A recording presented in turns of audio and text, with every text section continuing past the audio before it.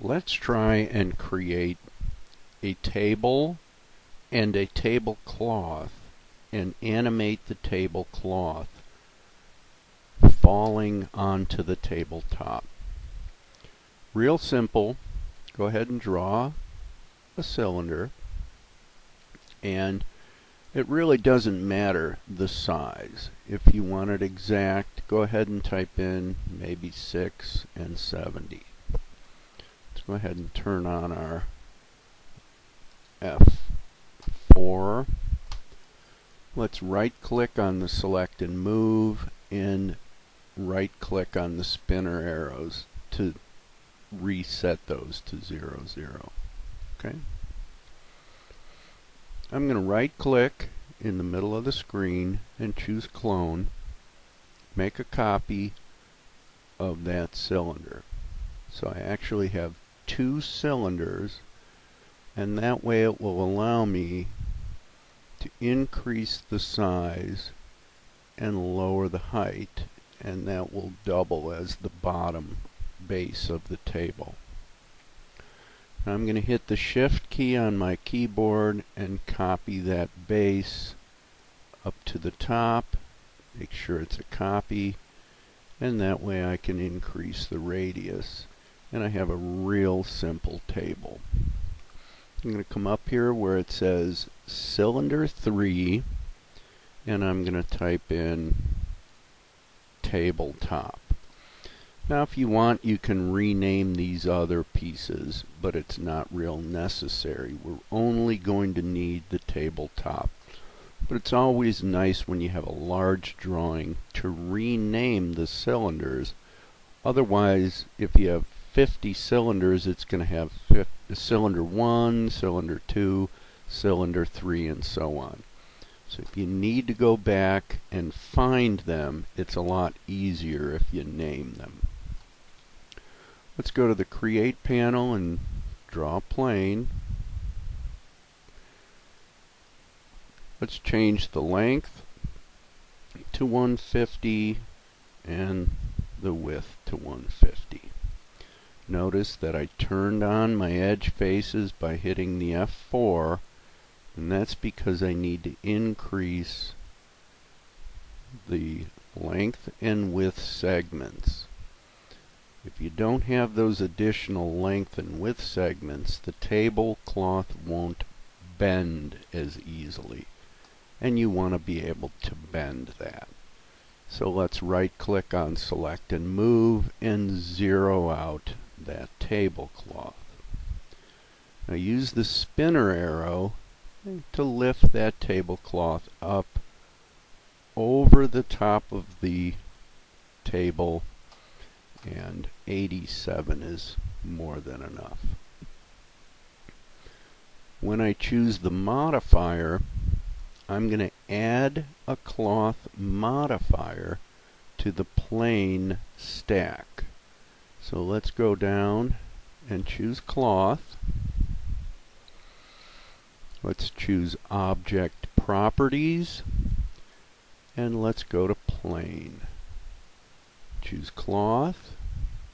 Use panel properties is not what we want, so make sure that panel properties are off.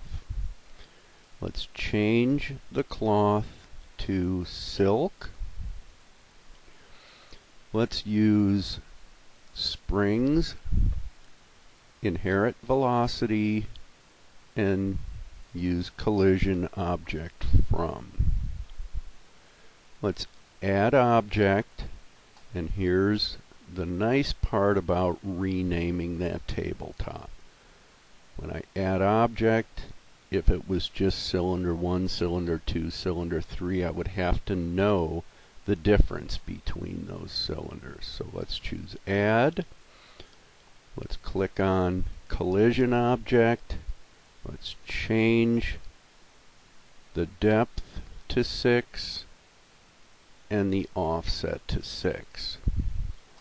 Now let's just click on the plane and make sure all of those buttons are still clicked.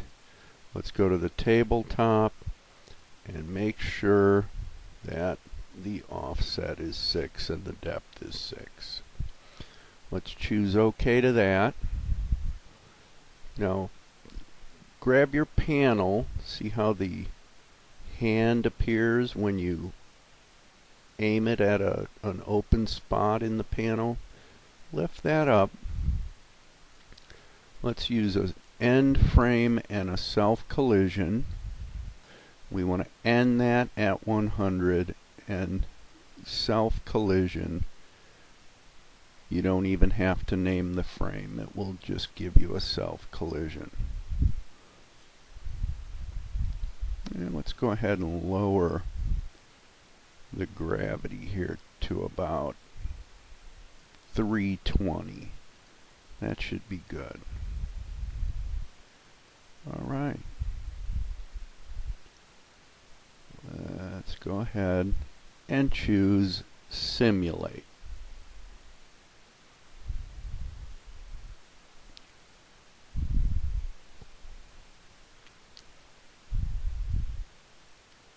Perfect.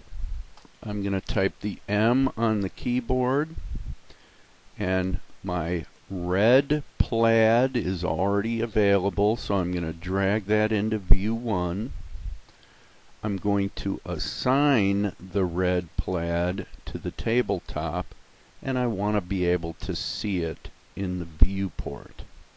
So let's go ahead and click on our F4 button to turn off the edge faces. I want to start the animation over, and I want to kind of lean the scene that way so I can add a wood to the table. So let's go down, and there's our wood right there. Let's use, what can we use here? All of the woods are pretty good. Let's use yellow pine solid. I'm going to select the tabletop. I'm going to assign that wood and show it in the viewport. Same thing here. I'm going to assign that wood and show it in the viewport. I think that looks good. Now let's go ahead and choose the animation again, and the tablecloth falls right down on top. Outstanding. If you need any help with that, make sure you see